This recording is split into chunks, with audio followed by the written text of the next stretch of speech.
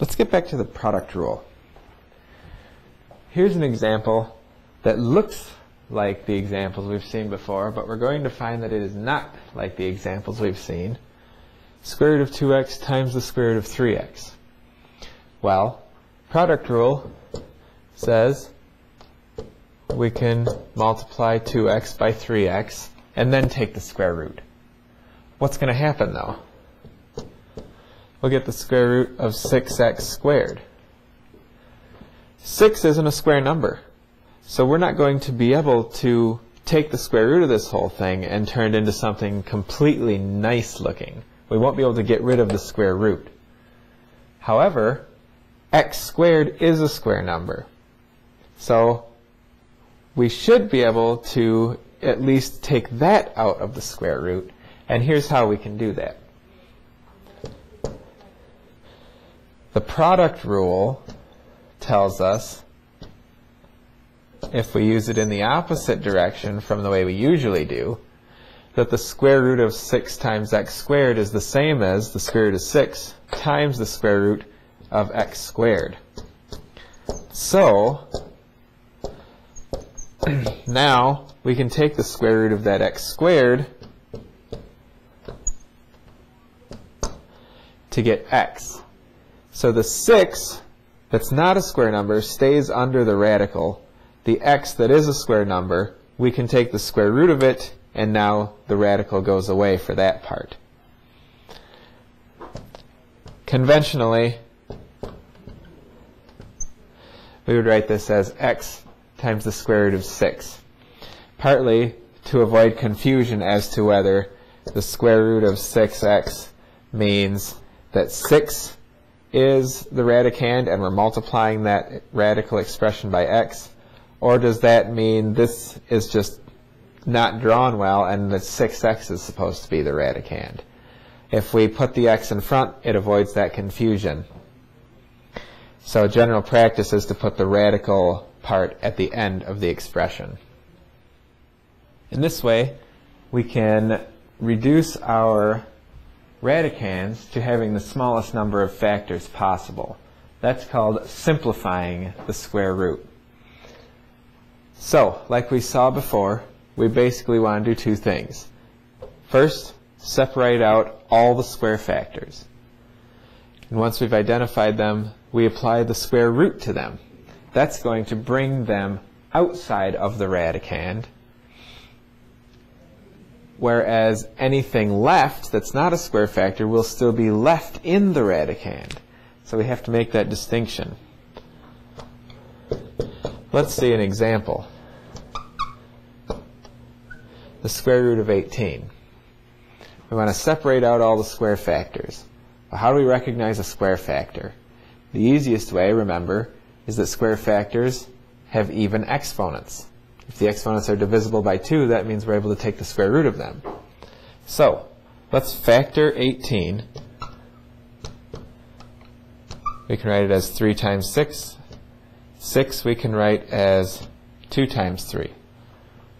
So, 18 factors as 2 times 3 squared. Well, now it's easy to see that 3 squared is a square factor. 2 is not a square factor. It only has the power 1. So, what we'll do is we'll separate the 3 squared from the 2. Now, the square root of 3 squared is 3, because the square root and the square simply undo each other. This 2, however, has to stay in the square root. So the simplified form of the square root of 18 is 3 square roots of 2. Here's an example with variables. The square root of n to the third, p to the sixth. Well, let's separate out the square factors. Here's what you might think to do. We separate out an n squared, leaving an n, and we separate out a p squared, leaving p to the fourth. Well, that's true. Okay? We could do that. And then we would take the square root of the n squared and p squared to get np. But there is more that we can do, because this p to the fourth is a square factor also because it has an even exponent. So we can take all 6 of these p's out at once.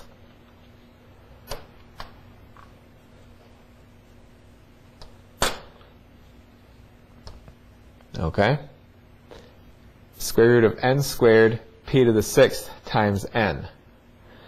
We take the square root of the square factors, and what happens? They come out of the radical, and the exponents divide by 2.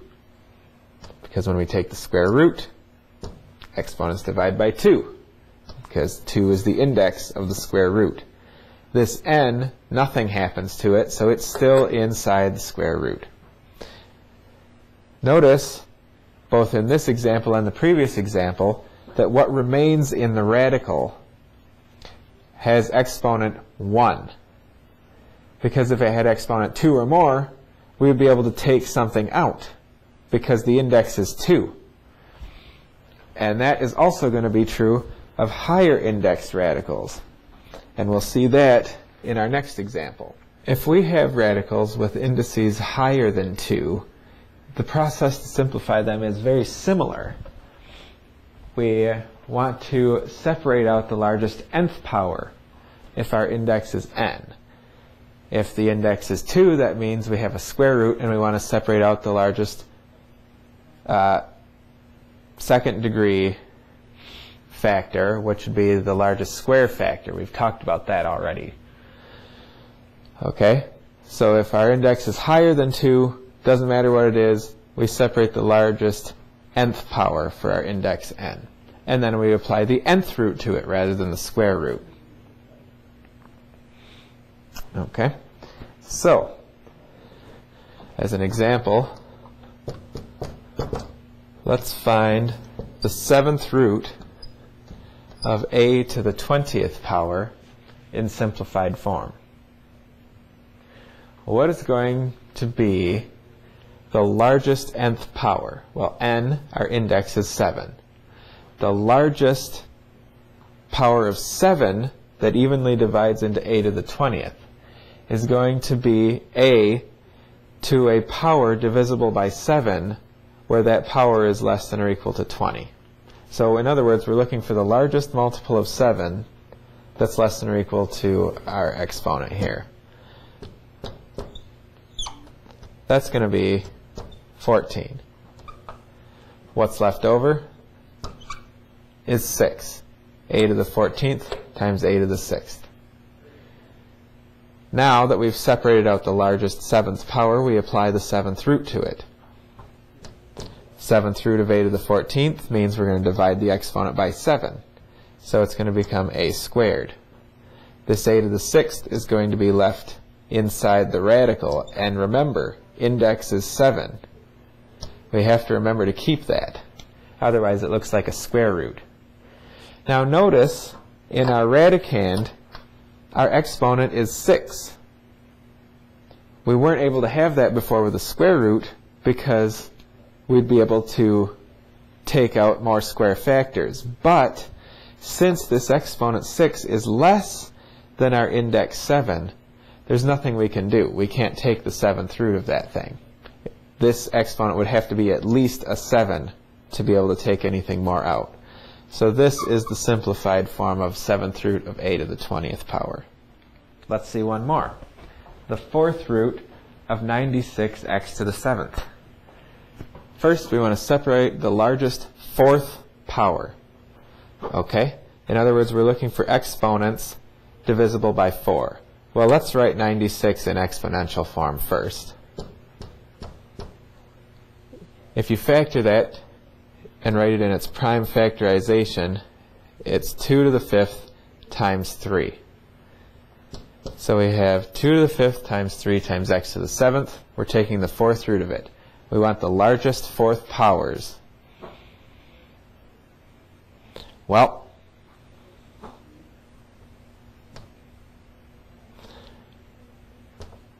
for 2, the largest exponent less than or equal to 5 that's divisible by 4 is 4. So we separated 2 to the 4th, leaving 1, 2 left over. 3 to the first power, there aren't any fourth powers we can get out of that. The highest multiple of 4 less than or equal to this exponent of 1 is going to be 0. So there's nothing we can separate out there. We've got to leave that 3 behind. X to the 7th, well, similar to 2 to the 5th, the largest multiple of 4 less than or equal to 7 is 4. This time there are 3 of them left over. Okay? This part represents the fourth powers. This part represents what's left behind. So, applying the fourth root to the fourth powers, we get 2x, because both of these 4's divide by 4 to become exponent 1. And then inside, we have 2 times 3 times x to the third power. Well, 2 times 3 is 6. So we get the fourth root of x to the third power for our radical portion. And it's 2x times the fourth root of 6x to the third power in simplified form. Here are some conditions for a radical to be in simplified form. The first one we've seen. Every factor of the radicand has an exponent less than the index. But the next two we haven't discussed, and they both have something to do with fractions. The second one says the radicand contains no fractions. And the third one, that no denominator contains a radical. Let's see an example that specifically addresses these last two conditions. The square root of 8 over the square root of 18. We want to put this in simplified form. Number 3 says no denominator can contain a radical. This square root of 18 in the denominator is causing problems. Well, one option would be to use the quotient rule and just put them together. Except now, we've gone from violating condition 3 to violating condition 2. Doesn't seem any better. Except now, there's a 2 that divides evenly into both of these, and we can cancel it to get the square root of 4/9. Those are both square numbers, so reapplying the quotient rule, we can take the square root of each separately and get 2/3. So that's one way to handle radicals in the denominator or fractions in the radicand. Look for ways to cancel. However, one thing that you have to be careful of is if we had had the square root of 8 over 18, where 18 is not in the square root, we cannot cancel 2's here, because the 18 is not under the radical. So what we would have to do here is simplify the square root of 8 by separating out the square factor. The square root of 4 is 2. And so now we can cancel this 2 with the 18 because neither of them is in the square root. Just as we were able to cancel 2's in this example because both of them were in the square root. But we couldn't cancel here because one was in the square root and one wasn't. So that example would come out to the square root of 2 over 9. This brings up another way that we could have handled this first example.